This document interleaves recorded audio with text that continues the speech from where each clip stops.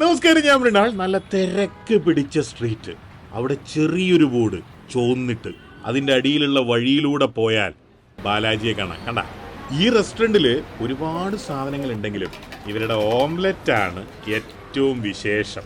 എൻ്റെ നാട്ടിൽ കാരയപ്പം ചൂടുന്ന പാത്രമാണിത്. ഇതിനകത്താണ് അവർ ഓംലെറ്റ് ഉണ്ടാക്കുക. കഴിക്കുന്ന ആകെ കുടവയറുണ്ടെങ്കിൽ മാത്രമേ ഈ ഓംലെറ്റ് തരുള്ളൂ. പ്ലെയിൻ ആയിട്ടുള്ള ഫ്ലാറ്റ് വയറാണെങ്കിൽ ഫ്ലാറ്റ് ആയിട്ടുള്ള ഈ ഓംലെറ്റ് കിട്ടുള്ളൂ. ഇത് കണ്ട, പിന്നെ പൊങ്ങി നിൽക്കുന്ന കടവയറ് പോലെ. അതാണ് ഇവിടുത്തെ മെയിൻ പ്രത്യേകത. വയറ് നോക്കി ഓംലെറ്റിൻ്റെ ഷേപ്പ്. ഇത് മീൽസിൻ്റെ ചോറാണ്. ഇത് മട്ടൻ ബിരിയാണി, ഇത് ചിക്കൻ ബിരിയാണി. മട്ടൻ എത്ര ചെറിയ കാലില്ലല്ലോ. ഇത് മീൽസിനുള്ള എന്തൊക്കെയോ കറികളാണ്, ഗ്രേവികളാണ്. മട്ടൻ, ഇത് വേറൊരു മട്ടൻ. ഇതൊക്കെ സെറ്റായപ്പോഴാണ് ഇത് വന്നത്. ഇതിൻ്റെ പേര് എഗ് പനിയാരം എന്നാണ്. പണ്ട് നാട്ടിൽ ബ്രെഡ് ഓംലെറ്റ് വെക്കുന്ന തട്ടുകടകളുടെ മുന്നിൽ നിൽക്കുമ്പോൾ ഒരു മണം വരൂലേ, മുരിഞ്ഞ മുട്ടയുടെ മണം.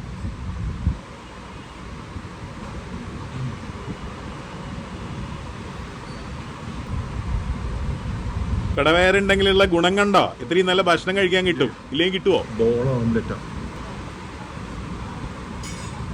സോഫ്റ്റ് ഉള്ളില് ഇടുന്ന സാധനം. അതവിടെ ഇരിക്കട്ടെ. Let us go to mutton biryani first. എന്താ അല്ലേ, beautiful piece of the mutton. കഴിക്കണം.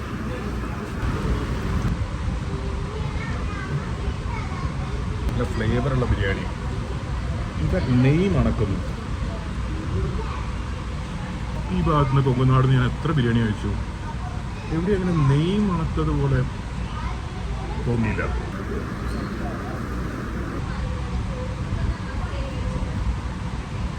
ചിക്കൻ ബിരിയാണിക്ക് വീര്യം കൂടുതൽ. എടാ മോനെ,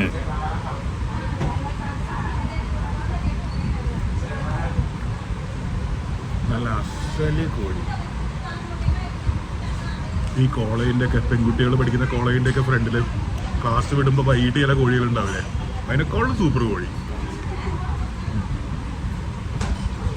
ചിക്കൻ ബിരിയാണിയുടെ റൈസിന് മട്ടൻ ബിരിയാണിയുടെ റൈസിനെക്കാളും കുറച്ചൊരു ഒരു വീര്യം കൂടുതലുണ്ട്, മുളക് പൊടി കൂടുതൽ. മറ്റത് കുറേ കൂടെ ലൈറ്റർ, നല്ല ഫ്ലേവർഫുള്ളാണ്. ഇതെന്താ സാധനം? കട്ട്ലറ്റാണോ? ഇതിൻ്റെ പേര് മട്ടൻ വട എന്നാണ്. നല്ലൊരു മട്ടൻ കട്ട്ലറ്റിൻ്റെ ഡീപ്പ് ഫ്രൈഡ് രൂപം. സൂപ്പറാണ്.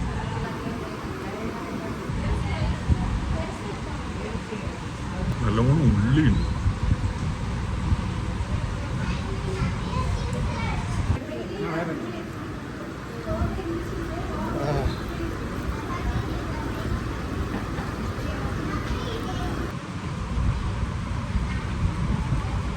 ഈ മീൻകറിയുടെ ഗ്രേവിയാന്ന് നമുക്ക് മനസ്സിലാവും.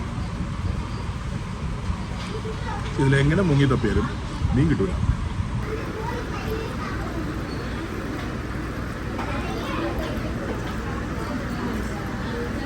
ചെറിയ ചെറിയ അരിയായുണ്ട്, പിന്നെ മിക്സ് ചെയ്യാൻ ഭയങ്കര എളുപ്പമാണ്. പപ്പടം മിക്സ് ചെയ്യുന്നു.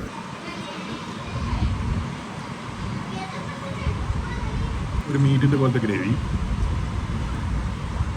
ഇവിടെ എങ്ങനെയാണ്? ഇവിടെ സാമ്പാറോ സൈഡിൽ കൂട്ടോ ഒന്നുമില്ല. ചോറ് മേടിച്ച് കഴിഞ്ഞാൽ പ്ലെയിൻ ചോറും തരും, ഇതുപോലത്തെ 2, 3, 4 ഗ്രേവിയും തരും. ഈ ഗ്രേവി തീരെ പോരാ. മീനിൻ്റെ കൊള്ളാറുണ്ടോ?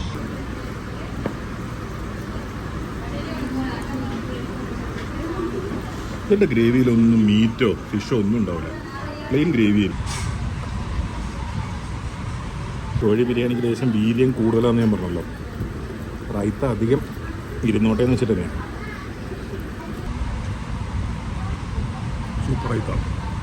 മട്ടൻ ബിരിയാണി, ഇതിനകത്ത് മട്ടൻ്റെ പീസൊക്കെ ഓൾറെഡി സെറ്റ് ചെയ്ത് വെച്ചിട്ടുണ്ട്.